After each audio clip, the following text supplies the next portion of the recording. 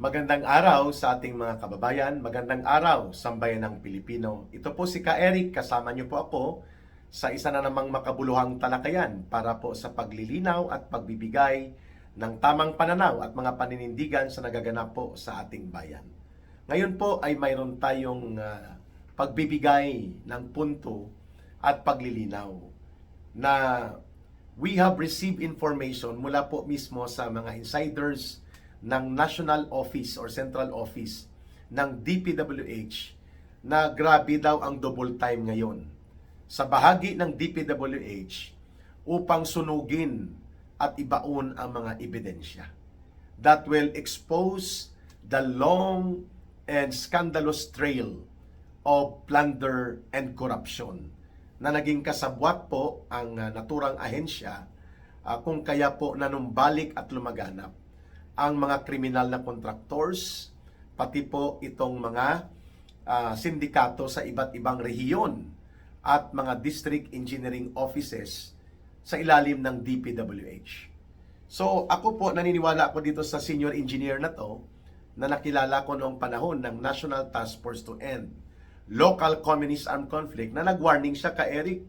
Halos lahat ngayon ng mga district engineering offices sinusunog at ibinabaon ang mga ebidensya ng mga kontrata, lalo na sa panahon ng 2022 hanggang 2025, kung saan grabe ang korupsyon, hindi lamang sa flood control projects, kundi iba-iba pang mga infrastructure projects. Binanggit niya, no? Noong 2024 alone, sabi niya, mga 176 billion pesos ang nakaparking na pondo nila Speaker Martin Romualdez at nila Saldico sa DPWH.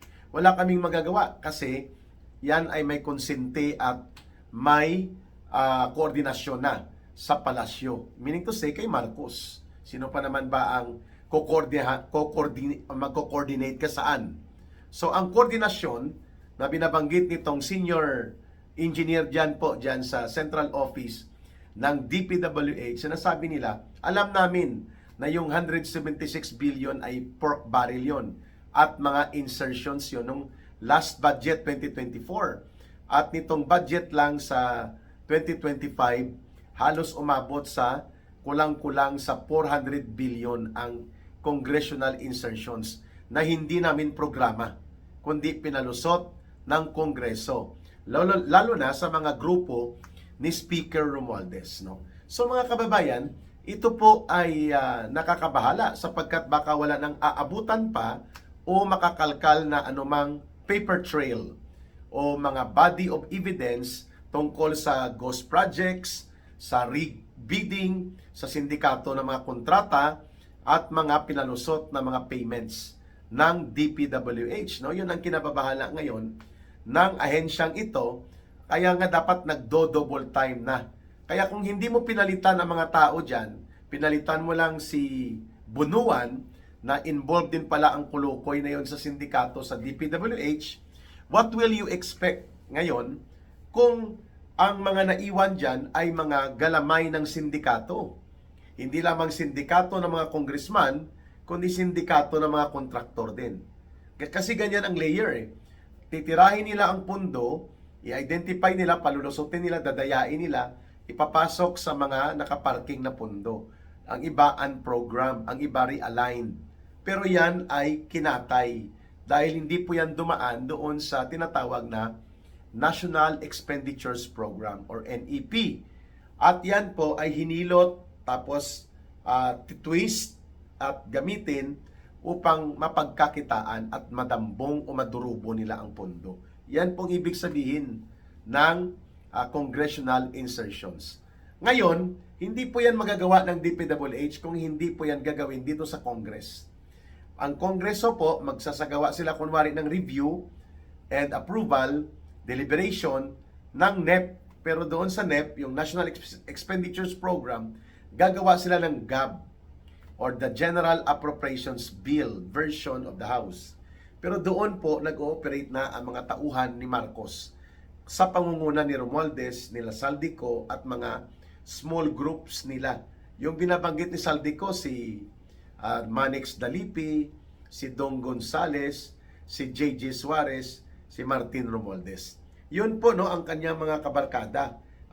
Sa kanyang isang open public interview, sinabi niya po yon na yun ang mga barkada niya. So, expectedly, ito po ang mga authors, pasimuno ng kasindikatuhan na ito. Kaya sabi ng aking kausap mula sa Central Office ng DPWH, senior engineer na po ito, ang sabi niya ka Eric, grabe, ang lahat ng mga paper trail salos, sinusubukan ng idoktor, i-manipulate, ang iba sinusunog para ibaon. Nakakabahala ito dahil lalabas na ilang kontraktor lang ang mapaparusahan nito at ilang mga sindikato sa DPWH. Pero yung paper trail na na-involve ang mga congressman, pinalusot ang pondo, lalo na itong kay Saldico alone, alam niya 13 billion pesos ang pinapalusot ni Saldico na mga proyekto na siya lang ang nagtatakda. Pero alam natin na si Saldico tauhan lang ni Marcos at ni Romualdez.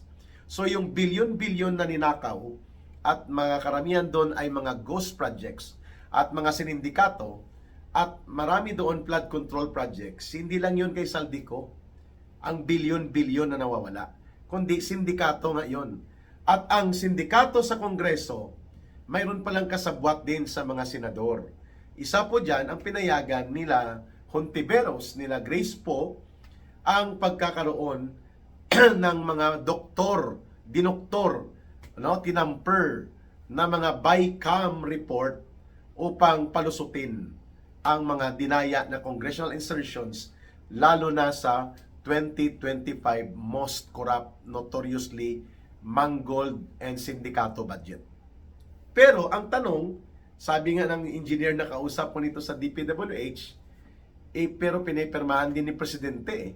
Exactly why pinuna at pinuntuhan nito ni retired Supreme Court Justice Antonio Carpio. Most of the time, I do not agree with the political views and with the point of views na bit-bit itong mga punto de vista ni Carpio, na tungkol sa West Philippine Sea, na iniuugnay niya. Alam naman natin, American interest ang bit-bit niya At marami siyang mga baluktot na pananaw na tumutugma sa dilawan at pinklawan na bulok na politika na linya. However, this time nang pinuna niya, sabi niya sa isang pahayaga, kumakalat din po ito ngayon, sabi niya, itong insertions made by Congress na hindi nakaprogram sa National Expenditures Program at karamihan ay mga seemingly walang pinagkaiba sa pork barrel na idiniklara ng illegal at unconstitutional ng Supreme Court, pinalusot as congressional insertions, nirealign at ang iba ay nasa unprogram, umaabot daw sa 400 billion pesos. Ang pinigilan lang ni Marcos ay mga 29 billion. So almost 380 or 379 billion pesos illegal insertions na ginawang legal ni Marcos. At ang pinag-uusapan natin most likely is the 2025 budget pa lang. Hindi pa natin pinag-usapan ang 2024 and 2023 budget. Nakapareho din po sinisindikato at ginagapang at kinukulimbat sa pamamagitan ng mga flood control projects, congressional insertions na palusot at mga kaduda-duda na mga items sa unprogrammed portion. Na lahat ng ito ay kanilang ginagawang enrolled bill tapos ipapadala ng Kongreso kay Marcos at pipirmahan ni Marcos. Ayan! So sa pamamagitan nito, nagkakaroon ngayon ng sistematiko at swabe, smooth na pagdagsa ng pera upang pulimbatin ng mga politiko, ng congressman lalo na, at ng ilang mga senador na involved at bababa sa DPWH. Ang DPWH na ang magsasagawa kung paano niya hati-hatiin ito at ipapalusot. Siyempre, kasama na dyan sila sa sindikato at ibababa yan doon sa mga district engineering office na hawak ng congressman at sila ang naglalagay at ginagamit nila yan bilang lutuan ng kanilang mga maanomalya at ninanakaw na mga pundo sa pamamagitan ng projects, infra projects, So, Lahat ng ito, sabi ng ating kausap, at ito rin ang pinupuntuan ni Carpio, kung totoo na hindi gusto ni Marcos na mangyari ang congressional insertions, edi dapat hindi niya pinipirmahan ang budget bill na pinapasa sa kanya para maging General Appropriations Act. Yun nga, no? Kung totoo at seryoso si Marcos, mulat sa pulpa na ayaw niya ng korupsyon at hindi siya involved dito at hindi niya ito kinukonsinti at hindi siya nakikinabang dito, bakit niya pinipirmahan ang mga budget bill na pinapadala sa kanya? Mantakin mo, last 2024 budget, ang unprogrammed, mga 700 billion pesos. Sa 2025, mga 1 trillion pesos almost. Ang unprogrammed, no? Kasama na dyan ang mga pinalusot na mga congressional insertions. Pandaraya po yun. And yet, pinipirmahan ni Marcos ang budget. So, ibig sabihin po, may punto dito si Justice Carpio. Hindi dito makapaghugas kamay. At hindi rin po maka-play innocent. Ito si Marcos sapagkat the criminal and principal accountability will now be pointed to Marcos and Romualdez. Kasi nga sila nag-uusap and then ang mga kagaya ni Saldico at itong iskandalo na na-involve din ang ilang senador at ang mga kongresistang bulok at magnanakaw at ang sindikato at mga kriminal sa DPWH at mga sindikato at kriminal na contractors, mga actors lang po ito. They are players. But the architects and the orchestrators, si Marcos at si Romualdez, there will be no likes of Saldico, Dong Gonzales at mga kagrupo nila. There will be no like of Buaya at mga magnanakaw na congressman. There will be no likes of Bryce Hernandez, itong sila Alcantara at mga sindikato sa DPWH na mga kriminal na mandurukot at magnanakaw sa kaban ng bayan. There will be no criminal contractors the like of Diskaya, itong Wawaw Builders, and itong mga pinangalanan ni Marcos kung hindi po sila pinayagan at binigyan ng pagkakataon na lumaganap ang pangungulimbat sa pondo ng bayan with the consent and authority given by Marcos upon his signing into law of the General Appropriations Act of 2023, General Appropriations Act of 2024, and General Appropriations Act of 2025.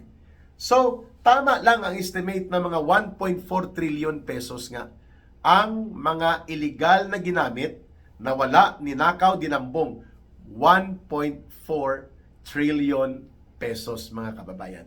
Kaya, itong binabanggit ngayon ng mga taga DPWH Central Office na pilit na sinusunog, pilit na tinatago upang ibaon na itong paper trail at mga interconnections ng mga paglalatag ng ebidensya kung paano na involve ang mga congressman, ang mga ilang politiko, pati ang DPWH Central Office, pababa sa regional offices, at pati sa mga district engineering offices at mga kontraktor. The elaborate, systematic, institutional, bureaucratic, and extra-bureaucratic way of execution of plunder and corruption ay napakalubha na kahit anong gawin mong pag-trail ng mga ebidensya, mahirapan mong ma-establish ang kaso dahil nga binabaon at winawasak na nila ngayon ang ebidensya. And alam po natin that the quantum of evidence required sa kasong plunder and corruption must be proof beyond reasonable doubt. So, ang certainty of conviction sa court, mabigat po, kailangan mo na ebidensya. So, kung may mga kulang at hindi ma-establish na interconnections of crime operations sa pangdarambong at pangungurakot, hindi mo mapapakonvict ngayon ang mga targeted criminals. Mawawala lang ang saysay ng lahat ng ito. Lalo pa sa antas ni Saldico, ni Martin Romualdez at nila Marcos. Kaya, tayo po ay nagpapahayag na itulak dapat ng taong bayan ang paniningil at pananagutan sa pamamagitan ng pag-focus at pagsentro sa pananagutan mismo ni Ginoong Marcos. Sapagkat ang lahat ng ito, ng mga kaganapan at mga pagkukulang upang totoo at seryoso ang magiging hakbang sa pagbibigay ng katarungan at hustisya sa taong bayan, lahat ng ito po babalik kay Marcos. Kung nandyan siya, hindi natin yan magagawa kasi ang kanyang gagawin ni Marcos, hahadlangan niya, pagtatakpan niya, patatakasin niya, kagaya ng ginawang pagpapatakas ngayon kay Saldico na nandoon na sa France, wala na daw sa Amerika dahil baka abutin ng Immigration and Customs Enforcement Unit ni Trump at baka hulihin at ipadeport balik sa Pilipinas. So tumalo na siya papuntang France sa Paris, no?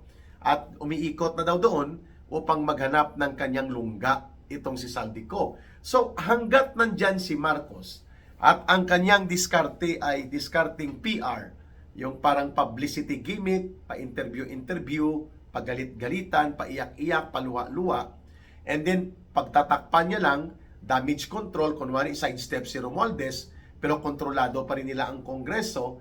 The real criminal trail ng mga karumaldumal na pandarambong na nangyaring ito, hindi po natin yan makukuha ang hustisya at katarungan hanggat hindi po napapalaya sa poder si Marcos.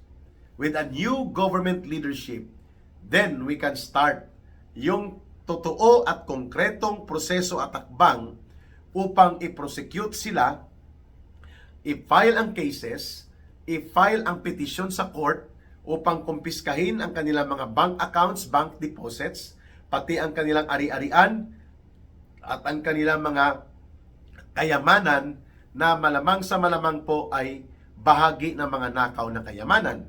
So hindi lamang po pagpapalaya sa puder ang gagawin ng taong bayan, kundi pati po ang paniningil at paghahatol at ang pagpataw ng karampatang kaparusahan laban kay Marcos, kay Romualdez, at sa mga alipores nila that include Saldico at mga iba pang mga kriminal na sangkot pati sa mga contractors at sa DPWH. Yan po ang punto de vista natin kung bakit ibinubunyag natin ngayon na habang kunwari nagkakaroon ngayon ng investigasyon sa Senate Blue Ribbon Committee at mukhang isasarado na ang walang katuturan at walang kredibilidad na investigasyon nila dyan sa may traidor com ni Martin Romualdez na binuo, people are making a laughing stock out of it, no? Pinagtatawanan ng taong bayan, ititigil na daw nila, sabi ni bagong Speaker of the House Budget D, dahil mayroon naman daw ICI,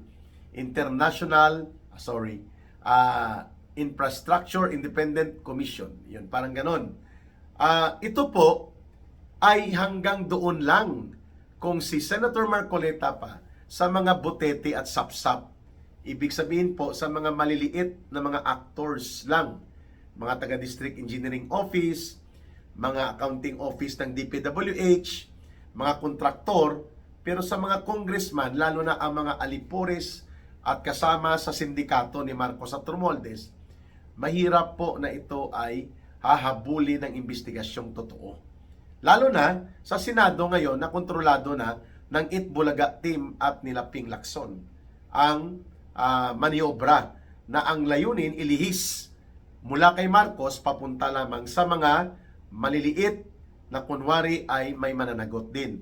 Kagaya ng ginawang pagtatakip sa naunang iskandalusong pagkabunyag ng pandarambong at korupsyon during the time ni Noynoy Aquino, itong Napoles scandal, itong nangyari kay Janet Lim Napoles na napulgar, isang dekada mahigit din po na-involve si Napoles sa kasindikatuhan ng mga PDAP or pork barrel. At yun ay mga 10 billion lang. Ito ngayon ang hinahanap natin is almost or baka higit pa sa 1 trillion pesos na flood control pa lang itong pinag-uusapan, hindi pa po natin pinupuntahan ang other dimensions of issues and scandal of corruption and plunder. Kagaya dyan sa nawawalang mga pondo sa gold reserves, 129 billion pesos. Anong nangyari sa PhilHealth na mga 60 billion na ibabalik daw ni Marcos dahil nabuking at natatakot siya sa taong bayan na mag-aalsa ng tuluyan laban sa kanyang pandarambong nila ng kanyang gobyerno. At anong nangyari dito sa 500 billion pesos na Maharlika Diskarte Fund nila ni Romualdez, ginawan pa ng batas, nagpa-presscon pa at nagpabunyi. Yun pala, hindi na rin malaman ng taong bayan saan napunta, saan nagamit ang 500 billion pesos na ito sa Maharlika Diskarte Fund, na kung saan 50 billion po dyan nanggaling sa Land Bank of the Philippines na supposedly ay tulong suporta sa mga kapangkabuhayan ng mga sektor ng magsasaka, manggagawang bukid, magbubukid at mga pobreng pamilyang nasa sektor ng agrikultura. At 75 billion out of that 500 billion nanggaling sa Development Bank of the Philippines. That even the International Monetary Fund nagsasabi, mali yan, ibalik dapat yan, ang ginawa na yan, sapagkat yan ay for social programs, social benefit programs, and economic support para sa mga maliliit na sektor ng lipunang Pilipino. Itong 50 billion pesos ng Land Bank at 75 billion pesos ng Development Bank of the Philippines. Lahat ng ito po, kung ipagtatagni-tagni natin, ito yung sinasabi ng taga DPWH na marami pa yan ka Eric. Mga school buildings na pinasukan din po nila Martin Romualdez at nila Saldico. Mga farm to pocket roads. Ayan. Farm to pocket roads instead na farm to market roads. Kaya magbilis na Mayor Magalong at mga member ng ICI or the Independent Commission for Infrastructure Review ni Marcos, baka wala na kayong abutan na paper trails of the criminal trails ng mga dokumentong nagpapakita kung gaano ka-elaborate ang nagaganap at naganap na pandarambong at pagnanakaw at pangungurakot sa kabanang bayan, at hindi lang sa flood control projects ito, kundi sa halos lahat ng infrastructure projects under Marcos Jr. Babalikan po natin ang issue na ito sapagkat nakakabahala at ngayon ay binulgar natin na todo-todo na po ang kayod ng taga DPWH na kung pwede makapalusot, itago at wasakin ang ebidensya at ibaon na lamang ang mga kasong ito hanggang sa ang investigasyon ay walang patutunguhan at pati si Marcos at sila Romualdez at Saldico ay maabsuelto na lamang, hindi po natin papayagan yan na tayo ay mananahimik. Pupunahin, sisitahin at ibubunyag po natin yan dito sa ating channel, and we're hoping na mabigyan tayo ng konkretong mga dokumento paano nila gustong patayin at ibaon ang mga ebidensyang ito that will explode na dudugtong pati kay Marcos. Kagaya ng sinabi ni Governor Chavit Singson na ang mga kontraktor na na-involve sa pangsindikato na proyekto na tinatawag ngayon ng mga kriminal na contractors ay mga kontraktor din pala ni Sandro Marcos at ni Bongbong Marcos sa mga proyekto nila doon sa Ilocos Norte. So yan mga kababayan, these are very telling revelations na babantayan po natin. Muli, mahalin natin ang bansang Pilipinas. Walang ibang magmamahal nito kundi tayo ring mga Pilipino. Maraming salamat sa inyong pagtangkilik, pagsuporta at patuloy na pag-promote at pagkampanya na tumaas at umangat pa ang subscribers at supporters ng ating Ka Eric Celis YouTube channel pati sa ating views. Mabuhay po kayo. Maraming salamat muli para sa Diyos at sa Pilipinas nating mahal. May God bless you and may Allah will be with those who are Muslim brothers and sisters. Bye for now. Ka Eric will be live again or will have another video upload and video discussion with you in the next following hours. Maraming salamat. Bye.